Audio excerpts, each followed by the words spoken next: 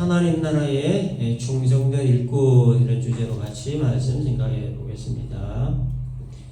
오늘 이 본문에는 바울을 후원했던 그 후원자 명단이 이렇게 기록되어 있죠. 바울의 선교사에게 큰 도움을 주었던 사람들입니다. 후원이라고 하면 흔히 우리가 두 가지를 말하죠. 기도와 물질입니다. 그래서 선교사를 후원한다라고 하면 대개의 경우에 기도와 물질 후원을 말합니다. 선교사들이 전방에서 선교 활동을 하고 후방에서 기도와 물질로 지원 사격을 하는 거죠. 그래서 이 선교 사역을 함에 있어서 후원 사격은 뭐 절대적인 힘이다라고 해도 과언이 않는 정도로 굉장히 중요합니다. 물론 뭐 자비랑 선교사도 있긴 하지만 좀 드물죠. 그래서 후방에서 이 후원이 없으면 뭐 선교 사역이고 무엇이고 다 보따리 싸고 돌아와야 됩니다. 자, 그런데 또 이 간혹 어떤 교회에서는 후원하는 교회는 갑이라, 또 선교사는 을이라, 이런 어떤 갑과 을의 관계로 이렇게 생각하는 교회들이 들어있는 게 아니고 많습니다. 그래서 선교사의 목숨은 후원하는 교회에 의해 좌지우지되는 그런 관계가 되기도 합니다. 그래서 이 하나님께로부터 선교사로 그 부름과 사명받은 자가 선교사 되는 것이 매우 중요하고, 또 그러한 선교사를 하나님의 마음으로 신실하게 후원하는 것도 매우 중요한 일입니다. 140여 년 전에 한국에 복음 들고 들어왔던 선교사들의 그 목숨을 건 헌신이 있었기 때문에 지금의 한국교회로 부흥성장 발전할 수 있었지만, 그 선교사를 기도와 물질로 후원하는 교회가 없었더라면 복음이 전파되는 일이라든지 교회가 세워지는 일이라든지 학교나 병원이나 고아원과 같은 이런 기관들이 세워질 수 없었을 겁니다. 따라서 선교사로 헌신한 자들도 매우 중요하지만 그 선교사를 지속적으로 후원하는 그리고 돕는 일 역시 매우 중요한 일이다라는 겁니다.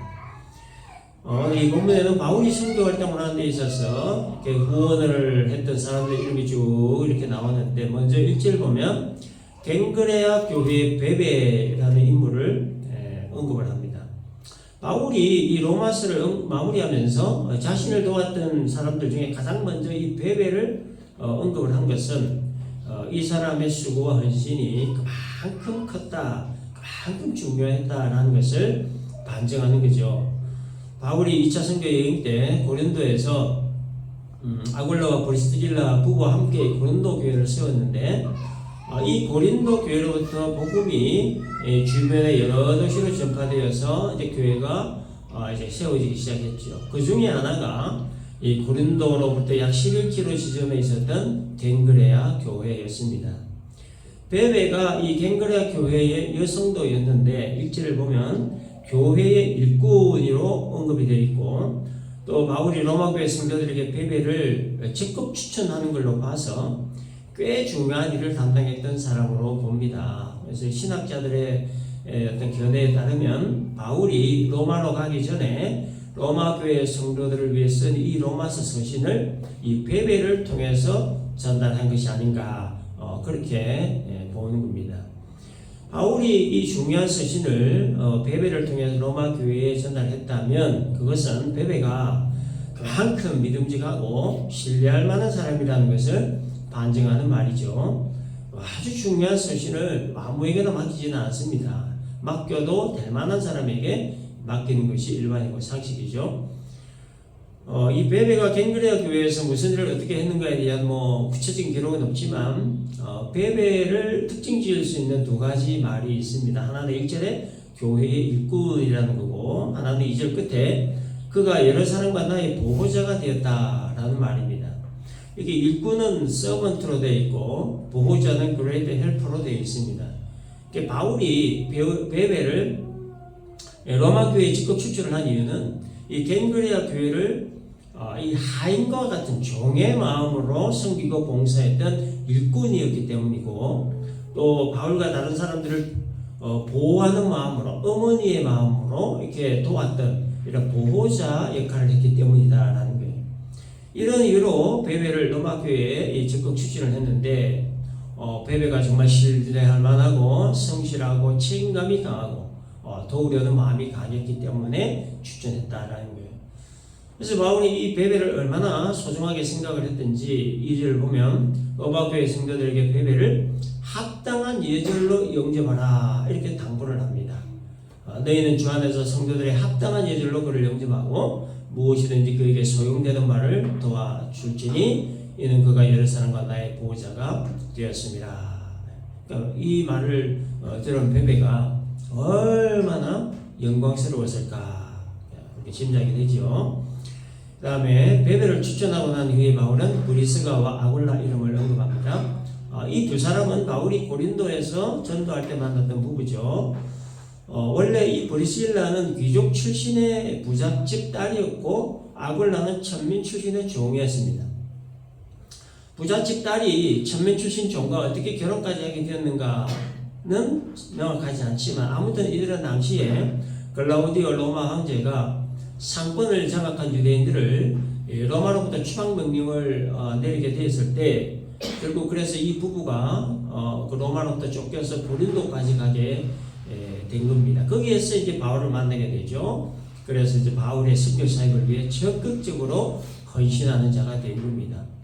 이 부부는 장막 만드는 일을 이제 직업이었는데 바울이 이 부부가 사는 집에서 1년 반 동안 머물며 함께 이 장막 만드는 일을 하고 또 성경도 가르치게 했죠. 근데 바울은 이 부부의 이름을 언급하면서 이들에 대한 평가를 어떻게 했냐면 사실을 보니까 그들은 내 목숨을 위하여 자기들의 목까지도 내놓았다 이렇게 기록합니다. 그러니까 바울의 선교 사역을 돕는 일을 하다가 이 목숨까지 내놓을 정도의 위험을 감수할 그런 정도로 적극적인 헌신을 했다 그런 말이죠. 자, 그 다음에 언급한 사람은 에베네도입니다. 5절에 내가 사랑하는 에베네도에게 문안하라. 그는 아시아에서 그리스도께 처음 맺은 열매다.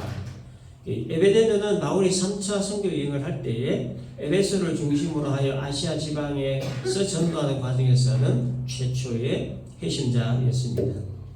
그 다음에 6절에 마리아를 언급합니다. 바울이 마리아를 소개할 때 너희를 위하여 많이 수고한 이런 표현을 씁니다.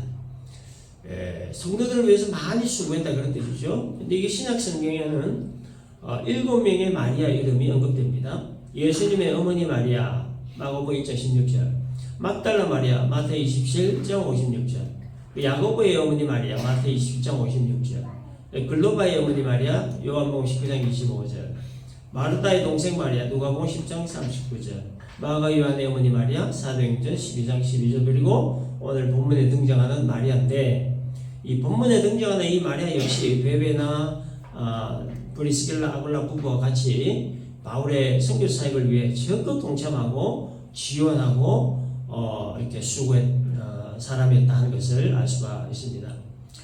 그 다음에 7절을 보면 안드로니고와 유니게를 언급한대요. 이들에 대해 뭐라고 이제 얘기했냐면 내 친척이요 나와 함께 갇혔던 안드로니고와 유니아라 그렇게 표현합니다. 내 친척. 그리고 이제 그 밑에 보면 사도들에게 존중이 여겨지고 또한 나보다 먼저 그리스도 안에 있는 자 이렇게 설명을 했습니다. 근데 바울이 언급한 이 친척은 뭐 진짜 그 혈연 관계가 맺어진 그런 친척을 말하는 게 아니고 바울과 긴밀한 관계를 맺었던 유대인 동료를 말하는 표현입니다.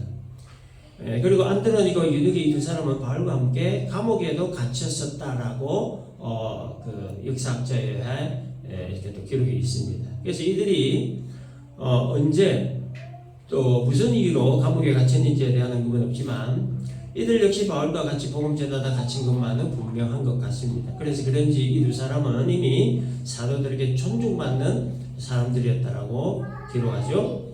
사도들에게 존중을 받았다라고 하는 이 말은 이 두 사람이 복음 전파자로 인정받았다는 것을 말하는 거죠.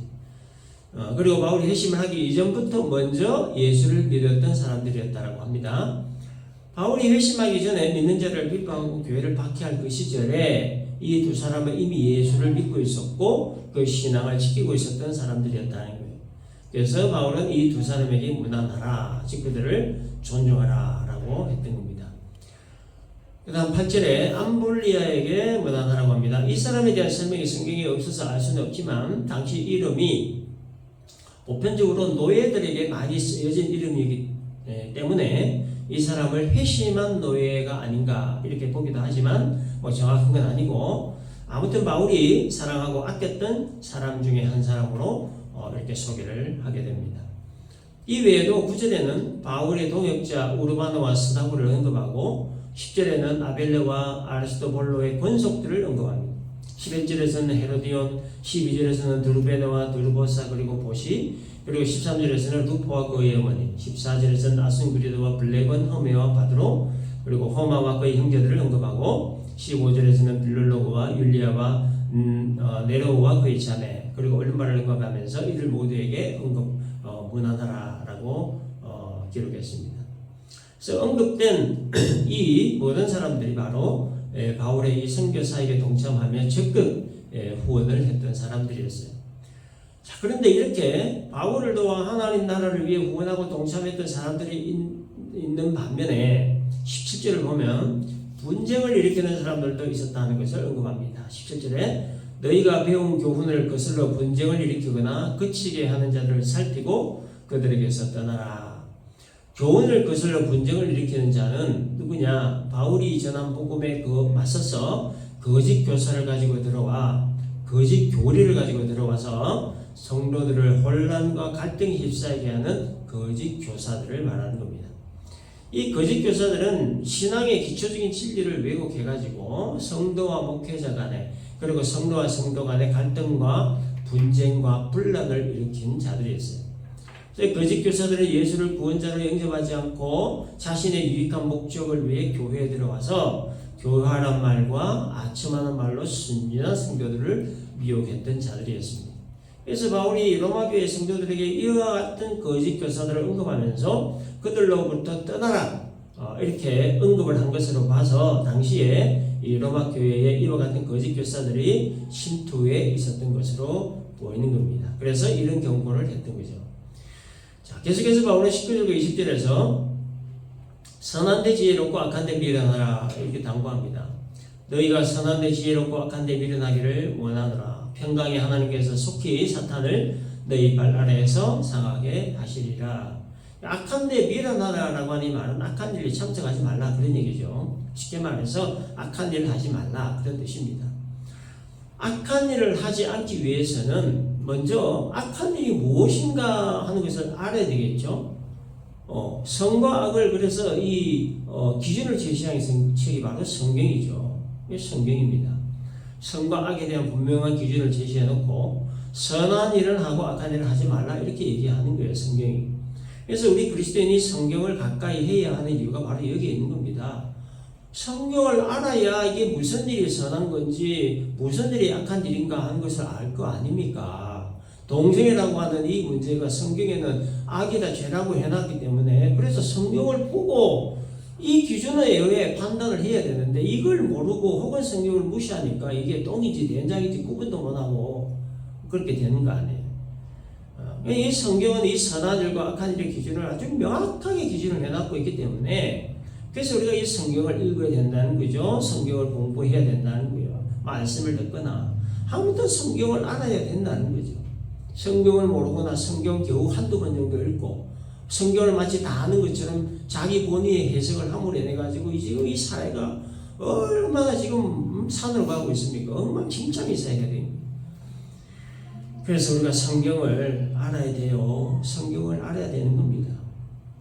자, 바울은 이렇게 이제 로마교회 성도들에게 이제 거짓 교사들의 가르침에 미혹되지 말 것을 당부하면서 이제 문안을 끝으로 이제 로마서를 이제 끝을 맺습니다.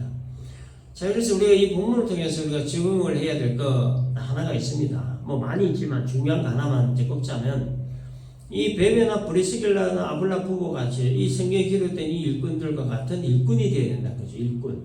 그러니까 일꾼은 일꾼인데 어떤 일꾼이냐? 그러니까 신뢰할 만한 일꾼, 성실한 일꾼, 책임감이 강한 일꾼이 되어야 한다. 그런 얘기죠. 일꾼이 가져야 하는 가장 중요한 마음가짐이 뭐겠습니까? 종의 마음입니다. 종의 마음. 종의 마음이라고 하는 것은 주인의 말에 절대적 순종, 주인에게 충성하고자 하는 마음, 이게 종의 마음이라는 거예요. 종은 주인에게 충성해야 할 의무와 책임이 있는 겁니다. 그래서 주인으로 하여금 신뢰할 만한 종이다, 성실한 종이다, 책임감이 강한 종이다, 이런 말을 주인으로부터 들을 수 있어야 된다는 거예요. 그래서 충성을 판가름하는 세 가지 기준이 있다라고 합니다. 첫째는 오랫동안 꾸준히 변함없이 충성했는가 하는 거예요. 누구든지 뭐 일시적인 은혜를 받아서 일시적인 충성을 할 수가 있습니다. 그러나 오랫동안 꾸준히 변함없이 일관적으로 그렇게 충성하는 건 사실 쉽지가 않은 일이에요. 하나님 나라를 위해 오랫동안 꾸준히 변함없이 충성하는 일은 하나님 나라의 실존에 대한 분명한 믿음과 확신 없이는 하기 어려운 일이에요. 하나님 나라, 이 천국이라고 하는 곳이 존재하느냐, 이것을 확실히 믿느냐 하는 거예요. 지금이라도 내가 죽는다면 내가 하나님 나라 천국에 간다라고 하는 확실한 믿음이 있느냐라는 거예요. 굉장히 단순한 질문 같지만, 그러나 우리 신앙에 있어서 가장 중요하고 핵심적인 질문이 바로 이거예요. 천국의 실존을 네가 믿느냐는 거예요. 그리고 나는 그 천국에 들어가는 사람이냐라고 하는 거예요. 하나님 나라 천국이라고 하는 것은 추상적인 것이 아니죠. 관념론적인 것도 아니에요. 실제로 존재하는 것이. 그리고 그 천국에 들어갈 수 있는 단 한 가지 조건은 예수를 믿는 거예요. 예수를 통하지 않고 천국 들어갈 수 있는 길이나 방법은 없다는 거예요. 지금 뭐 우리가 다 잘 알겠지만 이 종교다원주의라든지 종교통합주의가 지금 이 세상 판을 치고 있어요. 판을 치고. 천국으로 가는 길만 다를 뿐이지 목적지는 똑같다는 거예요. 불교든 힌두교든 이슬람이든 캐톨릭이든 뭐 어떤 종교든지 가는 길이 다르고 방법이 다를 뿐이지 목표 지점은 난 하나라는 거예요. 같다는 거예요. 그래서 모든 종교들이 서로 화합하고 통합하자는 목소리가 점점 더 커지고 있는 겁니다. 사단의 계략이죠. 성경은 사도행전 4장 12절에서 다른 이로서는 구원받을 수 없다. 천하 사람 중에 구원을 받을 만한 다른 이름을 우리에게 주신 일이 없다라고 분명히 못 받고 있습니다. 그러므로 예수 외에 천국 가는 길이 있다고 말하는 것은 천국이 어떤 곳인지 모르는 사람들이 하는 말이고, 그리고 천국은 누가 가는 곳인가 하는 것을 기록해 놓은 성경을 모르는 사람들이 하는 말이에요. 그래서 그런 사람들이 말하는 건 그냥 왼쪽 귀로 듣고 오른쪽으로 흘려버리면 되는 거예요. 그냥 개무시하면 되는 거예요. 예수 믿는 우리는 예수님이 보증하신 그 천국의 실존에 대해 확실히 믿고 그 천국에 우리가 확실히 들어간다라고 하는 분명한 믿음으로 이 땅 사는 동안 변함없이 꾸준히 하나님 나라를 위해 충성하면 되는 거예요. 하나님 나라를 위한 충성, 충성하니까 굉장히 거창하고 뭔가 각오를 단단히 해야 될 것만 같은 그런 생각이 듭니다. 틀린 말은 아니죠. 근데 우리가 이 주일마다 교회에 와서 예배 드리는 것도 이게 충성이에요. 기도하고 말씀하고 찬양하는 것도 충성입니다. 찬양 반주하는 것도 충성이고 헌금하는 것도 충성이에요. 선교하는 것 충성이죠. 선교 후원하는 것도 충성이에요. 테이블과 의자 정리하는 것도 충성이고 또 우리가 티탕하면서 커피 타는 일도 충성이에요. 뒷정리하는 것도 충성이에요. 설거지하는 것도 충성이고 무슨 일이든지 예수의 이름으로 하는 모든 일은 다 충성 범주에 들어가는 겁니다. 충성 중에 가장 큰 충성은 뭘까요? 충성 중에 가장 큰 충성은 끝까지 예수 믿는 거예요. 끝까지. 비가 오나 눈이 오나 바람이 부나 춥거나 덥거나 어떤 상황에도 굴하지 않고 끝까지 예수 믿는 것. 이게 여러분 가장 큰 충성이에요. 그래서 지금 우리는 지극히 정상적으로 아주 건강하게 충성 잘하고 있습니다. 그래서 keep going 하면 되는 거예요. 자, 충성을 판가름하는 기준 두 번째는 뭐냐면 작은 일에도 충성했느냐 하는 겁니다. 달란트 비유 잘 알죠? 한 달란트 받은 자는 주인을 원망하고 불평만 하다가 시간 다 허비해버렸습니다. 이게 왜 나한테는 한 달란트밖에 안 줘?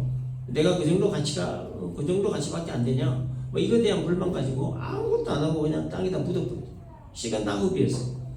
그러나 2달란트 받은 자와 또 5달란트 받은 자는 주인이 준 그 달란트로 맡은 소임을 성실하게 책임감 있게 감당했죠.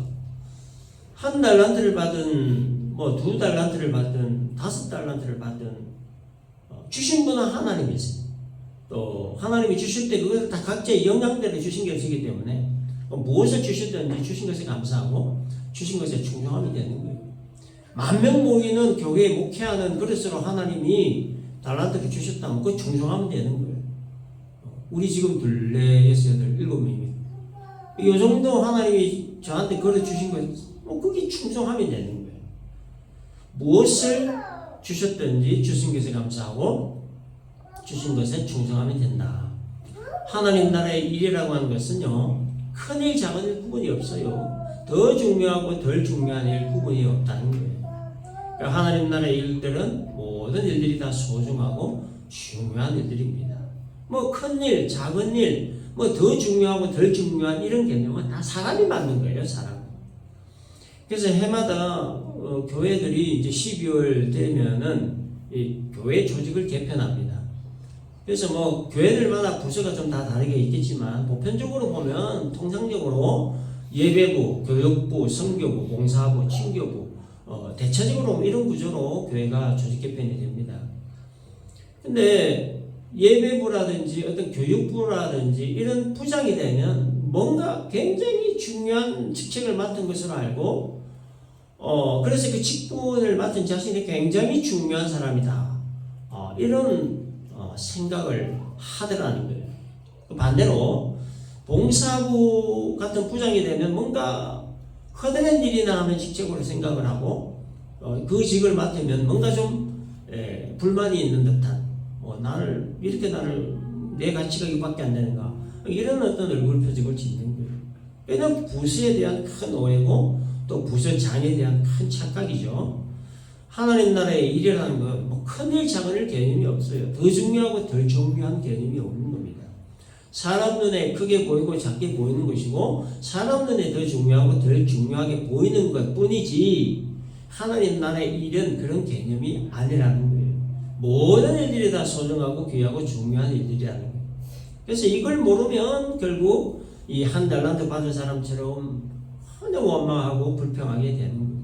그러므로 하나님은 사람 눈에 작게 보이고 사람 눈에 덜 중요하게 보일지라도 사람 눈에 그러나 그 일을 감사함으로 성실하게 충성하는 자의 그 충성을 귀하게 보신다라는 겁니다.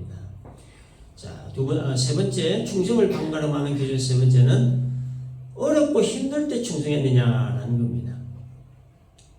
좋은 일이 있을 때, 잘 될 때 충성하는 것은 누구나 다 할 수 있는 일이에요. 그러니까 숟가락만 얹으면 되는 거예요.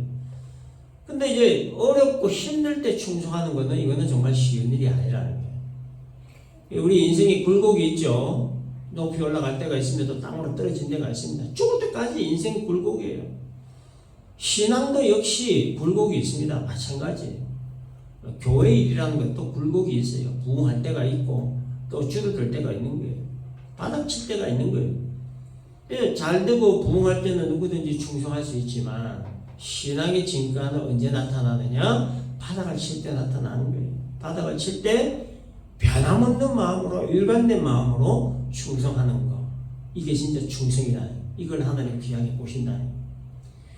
그래서 여러분 오늘 우리는 이 로마서를 이제 마무리하면서 선교 사역을 위해 자신의 삶을 내놓았던 이 바울과 수많은 위기 앞에서도 흔들리지 않는 믿음과 성실과 책임감으로 바울의 그 선교 사역을 후원했던 충성스러운 일꾼들 몇 명을 살펴보았습니다. 성경에 기록되지 않았을 뿐이지 이외에도 얼마나 많은 이름 없이 빛도 없이 충성된 일꾼들이 얼마나 많이 있겠습니까? 그래서 찬송가에도 있잖아요. 이름 없이 빛도 없이 나는 가오리다. 얼마나 많겠습니까? 하나님 나라에 대한 이들의 충성을 통해 바울의 선교 사역이 이루어졌고 그 결과 복음이 오늘 우리들에게도 들어올 수 있게 된 겁니다.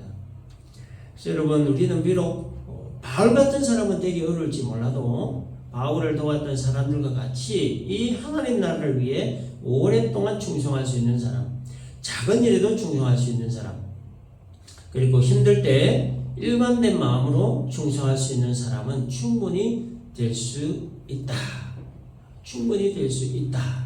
이것을 우리가 기억을 하고, 아무쪼록 갱그레아 교회의 베베와 같은 일꾼, 브리스가와 아굴라 부부와 같은 일꾼, 에베네드와 마리아 같은 일꾼, 안드로니게와 유니아와 같은 일꾼, 암블리아와 우르바누와 스다구와 같은 일꾼, 아벨레와 아르스토볼로와 그 권석들과 같은 일꾼, 헤로디온과 드르베네와 드르보스와 보시 같은 일꾼, 루포와 그의 어머니 아순그리드와 블레곤, 허메와 바드로 같은 일꾼, 호모와 그의 형제들 같은 일꾼, 빌롤로와 율리아와 네레고와 그의 자매와 같은 일꾼, 그리고 올림바와 같은 이 신뢰할 만한 일꾼, 성실한 일꾼, 그리고 책임감 강한 일꾼. 그래서 우리 모두가 다 하나님 나라를 위해서 이와 같은 일꾼들 다 될 수 있기를 주님의 이름으로 축원합니다. 아멘. 기도합니다.